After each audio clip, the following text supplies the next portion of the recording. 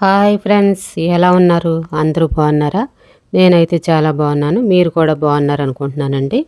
ఇప్పుడు మనం కాకరకాయ స్టఫింగ్ ఫ్రై చేసుకుందాం. స్టఫింగ్ తోటి ఫ్రై అనమాట.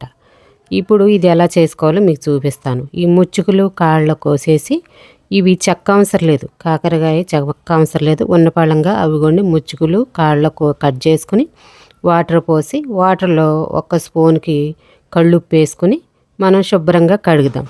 ఇవి ఫ్రెష్గా కడగాలి. నీట్గా కడిగితే సరిపోతుంది, గీయ అవసరం లేదు. ఇలా కడిగేసుకొని మనం ఇప్పుడు వేరే బౌల్ పెట్టుకొని ఆ బౌల్లో వేసుకుని కాకరకాయలన్నీ ఫ్రెష్ వాటర్ పోసుకొని ఒక స్పూన్కి కళ్ళుప్పు వేసి ఇప్పుడు ఒక స్పూను పసుపు కూడా వేసుకొని గ్యాస్ అంటించి బాయిల్ చేసుకుందామండి. ఇవి పసుపు కళ్ళుప్పుతోటి బాయిల్ చేసుకుందాం గ్యాస్ మీద పెట్టి. అలాగే ఇప్పుడు ఈ కాకరకాయల్లో కూడా ఇది ఫ్రై కాబట్టి మనం కొద్దిగా చింతపండు వాడాలి. అందుకని ఈ ఉడికేటప్పుడే కాకరకాయల్లోకి మనం చింతపండు పలుపు కూడా వేసుకుందాం కొంచెం. ఇదిగోండి, ఒక్క నిమ్మకాయ అంత చింతపండు. దీన్ని పిసికేసి వాటర్ పోసుకొని ఈ తొక్కలు కూడా తీయకుండా వేసేస్తాను. మనం ఈ కాకరకాయ తీసుకుంటాం కాబట్టి అవి ఏమి తీయ అవసరం లేదు. ఇవి మరిగిన తర్వాత మనం ఈ పులప వేసుకుందాము. గ్యాస్ మూత పెట్టుకుందాం ఒక్క నిమిషం. అవి వండి చక్కగా బాయిల్ అవుతున్నాయి. ఇవి ఇప్పుడు ఈ పులప వేసుకుందాం. అవి చూసారా, అవి తొక్కలు కూడా తీయకుండా వేసాను. ఇప్పుడు ఈ పులపతో పాటు ఈ కాకరకాయ ఉడికితే ఫ్రైకి చాలా బాగుంటుందండి. అసలు ఎటువంటి చేదు ఉండదు. మీరు ఒకసారి ట్రై చేయండి, చాలా బాగుంటుంది. మీకు చెప్పాను కదా ఇంతకుముందు వీడియోలో, నేను కాకరకాయ అంటే నాకు చాలా బిర్యానీ అంటే ఇష్టమని చెప్పాను కదా ఇంతకుముందు వీడియోలోని. ఈ కాకరకాయ కర్రీ అంటే మా వారు అసలు దగ్గరికి రానిచ్చేవారు కాదు. అట్లాంటిది ఆయన కూడా ఇప్పుడు కొంచెం కొంచెం తినటం స్టార్ట్ చేశారు. కాకరకాయ దూరంగా తీసేయి దగ్గరికి రానివద్దు అనేవారు. అలాంటిది ఇప్పుడు కొంచెం కొంచెం ఆయన కూడా తినటం స్టార్ట్ చేశారు. ఇవి చాలా చక్కగా ఉడికిపోయినాయండి. ఇప్పుడు మనం సిమ్లీలో పెట్టుకొని అవి ఇంకా ఉడకనిద్దాం. మనం ఫ్రై చేసుకుంటాం కాబట్టి ఉడికితే మంచిదే మనకి. ఈ ఉల్లిపాయ సన్నగా తరగాలి. ఎందుకంటే మనం మిక్సీ పట్టట్లేదు, మిక్సీ అవసరం లేదు. అందుకని మనం సన్నగా తరిగితే చక్కగా ఫ్రై చేసుకోవచ్చు.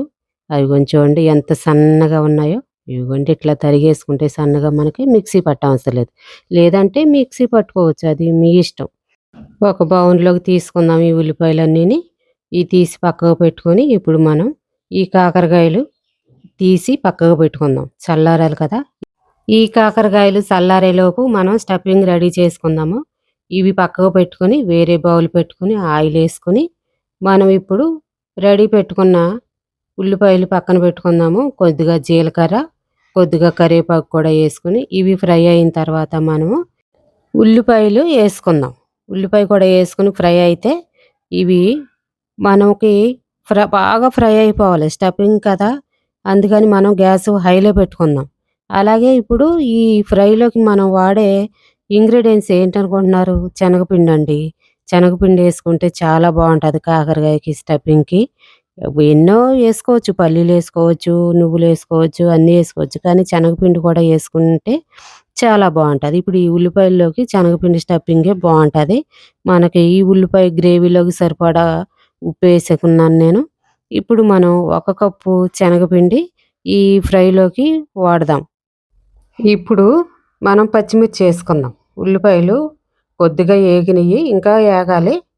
ఇప్పుడు మనం ఒక కప్పు శనగపిండి కూడా వేసుకుందాం. ఈ శనగపిండితో పాటు మనకి ఆ ఉల్లిపాయ కూడా ఫ్రై అయిపోద్ది. ఇప్పుడు శనగపిండి వేసుకుని మనం ఫ్రై చేసుకుందాం. ఫ్రెండ్స్, చక్కగా సిమ్లీలో పెట్టుకోవాలి, హైలో పెట్టుకోవాలి. ఆడమంట పోతుమంట అన్నట్టు వేసేసుకుని చేసేస్తే టేస్ట్ రాదు కూర. ఏ కూర అయినా సరే టేస్ట్గా ఉండాలంటే మనం హైలో పెట్టవలసినప్పుడు హైలో పెట్టాలి, గ్యాస్ సిమ్లీలో పెట్టుకోవాలి. అలా రెడీ చేసుకోవాలి. వంటకి ఒక అరగంట టైము కేటాయించాలి. 10 నిమిషాల్లో హైలో పెట్టేసుకుని ఇంత ఆయిల్ పోసేసుకుని ఆడమంట పోతుమంట అన్నట్టు అలా కలిపేసి తీసేసుకున్నాం అనుకో, అది టేస్ట్ ఉండదు. చక్కగా ఒక అరగంట టైం తీసుకుని మనం చేసుకుంటే చాలా టేస్ట్ ఉంటుంది. ఏ కూర అయినా సరే, చికెను మటనే కాదు. ఇప్పుడు కొంచెం మిరియాలు, జీలకర్ర ఫ్రై చేసి పెట్టుకున్న పొడి వేసాను. ఇప్పుడు కొద్దిగా పసుపు కూడా వేసుకుందాము. ఇవి బాగా ఫ్రై అయిపోయింది శనగపిండి. తగినంత కారం వేసుకుందాం. పచ్చిమిర్చి కూడా వేసాం కదా ఇందాక మనం. ఇప్పుడు ఇవి కారము, పసుపు, మిరియాలు, జీలకర్ర పొడి ఇవన్నీ వేసుకొని ఫ్రై చేసుకుంటే చక్కగా పొడి పొడిలాడుకుంటూ వచ్చేసింది మనకి స్టఫింగు. మనం ఇప్పుడు కాకరకాయ చల్లారిందేమో చూసుకుందాం. ఆ కాకరకాయ కూడా చల్లారిపోయిందంటే వాటర్‌లోంచి తీసి పక్కకు పెట్టేసాను అవి. ఎందుకంటే వాటర్‌లో ఉన్నాయి గదా! ఆ వాటర్ అంతా పోవాలి. వాటర్ ఉన్నాయంటే మళ్ళీ మనకి చేదొస్తది కర్రీ. అందుకని ఈ కాకరకాయలు పక్కకు పెట్టుకున్నాను. ఇవిగోండి చూడండి చక్కగా అయ్యింది. ఇప్పుడు పక్కన పెట్టేసుకుందాం. ఈ స్టఫింగ్ కూడా చల్లారాలి. మనం చేత్తో పట్టుకోవాలి కదా! ఈ కాకరకాయల్లో గింజలు తీసుకుందాం. ఘాటు పెట్టుకొని గింజలన్నీ బయటికి తీసేసుకొని అప్పుడు మనం స్టఫింగు చల్లారుతున్నప్పటికి అది కాకరకాయలో ఎలా స్టఫింగ్ చేయాలో మీకు ఇప్పుడు చూపిస్తాను. మా ఫ్రెండ్ వచ్చింది. "ఏం కూర వదిని" అంది. కాకరకాయ అంటే, "అమ్మో! మా పిల్లలు అస్సలు తినరు కాకరకాయ" అనేసి అంటుంది. కాకరకాయ తినరు, వంకాయ తినరు ఇలా అనొద్దు. పిల్లలకి అన్ని రకాల కూరగాయలు అన్నీ వండి పెట్టాలి, తినమనాలి, నేర్పించాలి చిన్నప్పటి నుంచే. చూసారా మొక్కయి వంగందే మానై వంగదు అన్నట్టు పిల్లలకి చిన్నప్పటి నుంచి అన్ని ఎన్ని రకాల కూరగాయలు ఉన్నాయి అన్నీ తెచ్చి పిల్లల కోసమైనా మనం శ్రద్ధ తీసుకుని వాళ్ళకి వండి పెట్టాలి అన్నీ తినిపించాలి. తినరు అంటే ఎలాగా? మా పిల్లోడు చికెనే తింటాడు, మా పిల్లోడు పప్పే తింటాడు, మా పిల్ల అస్సలు ముట్టుకోదు, బిర్యానీ అయితేనే తింటుంది. పెద్దోళ్ళు చెప్పిన మాట వినాలండి. నేను కూడా అంతే. మా మమ్మీ చెప్తుంటే అస్సలు వినేదాన్ని కాదు. నువ్వు మా పిల్లలంటే నీకు అసలు ఇష్టం ఉండదు, ఎప్పుడు ఏదో ఒకటి అనందే నువ్వు కుదురుగా ఉండవు అని గసిరేదాన్ని. ఇప్పుడు తెలుస్తుంది. మా చిన్నోడు మాకు చుక్కలు చూపిస్తున్నాడు. ఇంత గారం పెట్టేసి పిల్లలకి ఎప్పుడైనా సరే గారం పెట్టకూడదండి. ఇప్పుడు మనకి ఈ కాకరకాయలోంచి గింజలన్నీ తీసి ఓ పక్కకు పెట్టాను. ఈ గింజలు ముగ్గిపోయి ఎర్రగా కనిపిస్తున్నాయి చూసారా? అవి కూడా చాలా బాగుంటాయి ఫ్రైలో. కరకరలాడితే చాలా టేస్ట్ ఉంటాయి. ఇప్పుడు ఈ కాకరకాయల్లోకి మనం స్టఫింగు మొత్తం పెట్టేసి పక్కకు పెట్టుకుందాము. అయిపోయిందండి. ఇవి తీసేసి పక్కకు పెట్టేసి ఇప్పుడు మనం ఇవన్నీ పక్కన పెట్టుకొని గ్యాస్ అంటించి వేరే బౌల్ పెట్టుకుని ఆయిల్ వేసుకుందామండి. ఆయిల్ కొంచెం ఎక్కువే పడుతుంది, ఫ్రై చేయాలి కదా. ఇవి మనం వాటర్లో ఉడికినాయి కాబట్టి చక్కగా మగ్గిపోతాయి కాకరకాయలు. ఇప్పుడు మనం స్టఫింగ్ చేసుకున్న ఈ కాకరకాయలు ఒకటొకటిగా మనము ఆయిల్లో పెట్టుకుందాము చక్కగా. ఎందుకంటే ప్లేస్ సరిపోదు, ఎక్కువ ఉన్నాయి కదా, అందుకని మనం చక్కగా దగ్గరగా పెట్టుకుని వీటిని ఒక్క నిమిషం కదపకుండా అలాగా బాయిల్ అవనివ్వాలి, ఫ్రై అవనివ్వాలండి. ఎందుకంటే మన స్టఫింగ్ పెట్టాం కదా, ఊరికే కదిపేమంటే మళ్ళీ ఆ స్టఫింగ్ కూడా బయటకు వచ్చి మళ్ళీ ఆయిల్ అంతా ఖరాబ్ అయ్యి మనకి కర్రీ వేస్ట్ అయిపోద్ది అనమాట.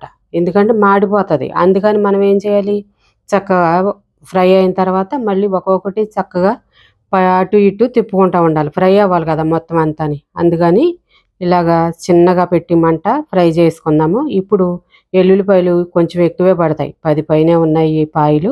కచ్చాబచ్చా దంచేసి ఈ కాకరకాయల్లో వేసేద్దాం. ఈ ఎల్లుల్లిపాయలు అయితే చక్కగా మగ్గిపోద్ది, టేస్ట్ ఉంటుంది, చాలా టేస్ట్ ఉంటుంది ఈ ఎల్లుల్లిపాయ ఇలా వేసుకుంటే.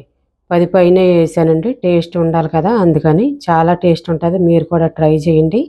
ఇప్పుడు మనం సిమ్లీలో పెట్టుకొని బాగా ఫ్రై చేసుకుందాం ఈ కాకరకాయలు. చూసారా స్టఫింగ్ కొంచెం కూడా బయటికి లీక్ అవ్వలేదు. ఇప్పుడు ఈ కాకరకాయ గింజలు ఇందాక పక్కకు పెట్టుకున్నాం కదా, ఆ గింజలు కూడా వేసుకుందాం. చాలా వరకు 70% మగ్గిపోయింది కాకరకాయ, బ్లాక్ వచ్చింది చూసారా. ఇప్పుడు ఆ గింజలు కూడా వేసుకొని మనం ఫ్రై చేసుకుందాం. ఈ గింజలు చాలా టేస్ట్ ఉంటాయి. చాలామంది ఈ గింజల్ని పడేసేస్తారు, లేతగున్నా పడేసేస్తారు, ముదిరినా పడేసేస్తారు. వీటిని పడేయకూడదండి.